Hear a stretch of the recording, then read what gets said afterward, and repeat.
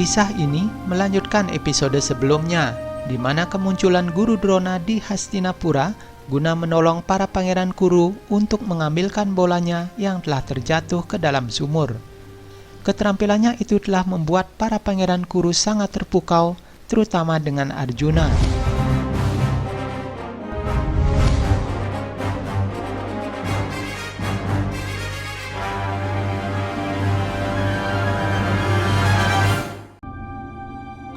Setelah Guru Drona berhasil mengambil bola yang terjatuh ke sumur tadi, ia lalu menyerahkannya kepada Pangeran Arjuna. Namun ketika ia hendak pergi, Arjuna yang sedari tadi telah kagum dengan keterampilan yang dimiliki oleh guru itu, memanggil sang guru dan bertanya bagaimana bisa ia melakukan hal tersebut. Guru Drona pun berkata, "Apakah kau kagum atau keinginan untuk belajar seni seperti itu?" Kakekmu Bhisma akan menjawab pertanyaan itu. Tunjukkan saja bola itu kepadanya. Guru Drona tersenyum lalu beranjak meninggalkan tempat tersebut. Arjuna yang penasaran segera berlari untuk menemui kakeknya Bhisma. Sementara itu di ruang sidang istana Hastinapura, Perdana Menteri Widura mulai pembicaraan dengan mengatakan bahwa ada hal penting yang akan dibicarakan pada pertemuan tersebut. Namun Dhritarashtra menyela dengan mengatakan bahwa topik terpenting saat ini adalah hukuman yang diberikan kepada para pangeran.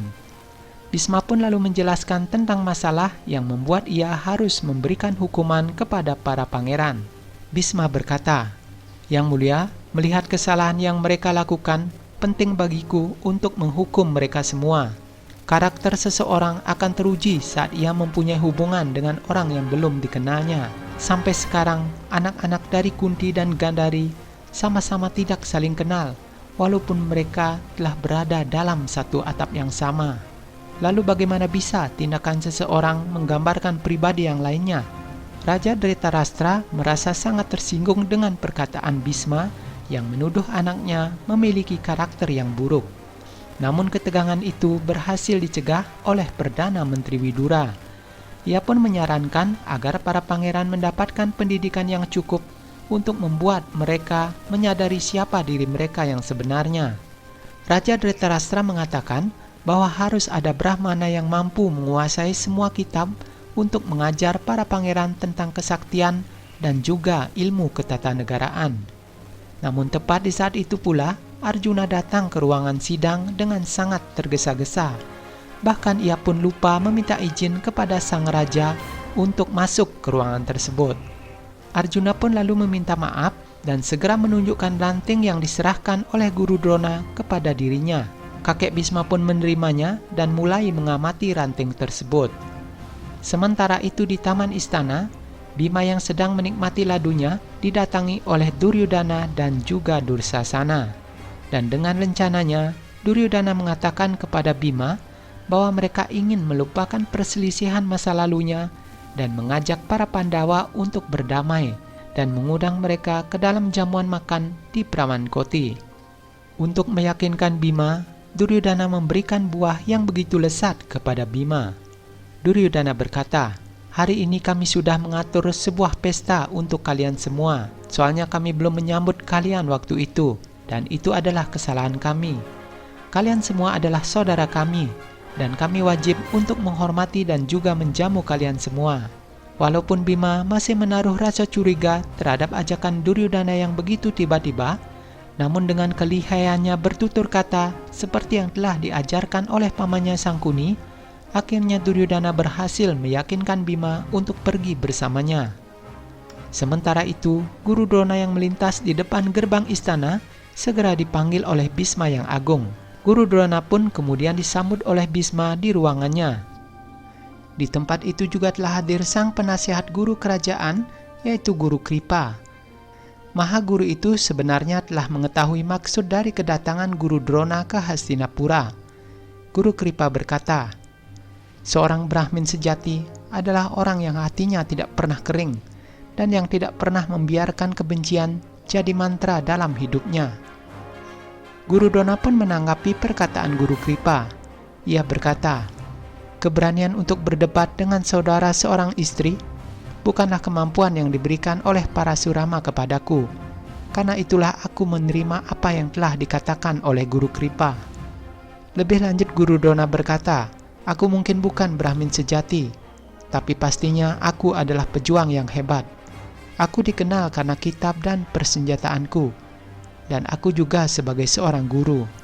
Bhisma mengungkapkan bahwa saat ini Hastinapura sedang mencari seorang guru yang akan mendidik ke-105 pangeran Kuru.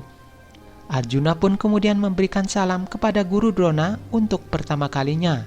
Sang guru pun lalu memberikan doa kepada Arjuna. Sementara itu di Pramankoti, Sang Kuni telah menunggu untuk mempersiapkan makanan yang telah dicampuri dengan racun yang sangat mematikan untuk diberikan kepada anak-anak Pandu, khususnya Bima.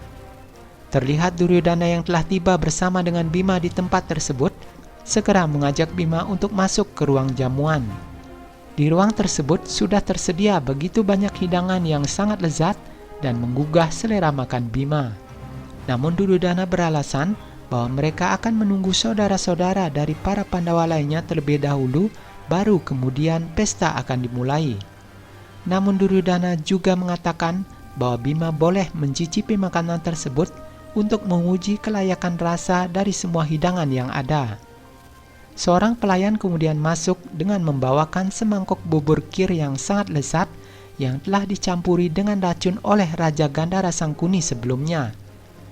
Duryodhana pun menawarkan kepada Bima agar ia segera mencicipi makanan tersebut. Bima yang sudah merasa lapar segera meraih mangkok bubur kir tersebut dan hendak memakannya. Namun ia menawarkan kepada Duryodhana untuk mencobanya terlebih dahulu. Pangeran Duryodhana sangat terkejut mendengar tawaran dari Bima, dan awalnya ia menolak untuk memakan makanan itu. Namun penolakan Duryodhana itu membuat Bima menjadi curiga dan menanyakan ada apa dengan bubur kir itu. Kakak sulung Kurawa itu pun menjadi kebingungan, dan untuk menghilangkan kecurigaan Bima, Duryodhana pun segera mengambil segenggam bubur kir dan tanpa sepengetahuan Bima, ia segera membuangnya di bawah meja. Dengan tanpa curiga sedikit pun, Bima pun lalu mulai memakan makanan tersebut. Nah, apakah yang akan terjadi pada Bima setelah ia menyantap bubur kir tersebut? Nantikan kisahnya dalam episode selanjutnya.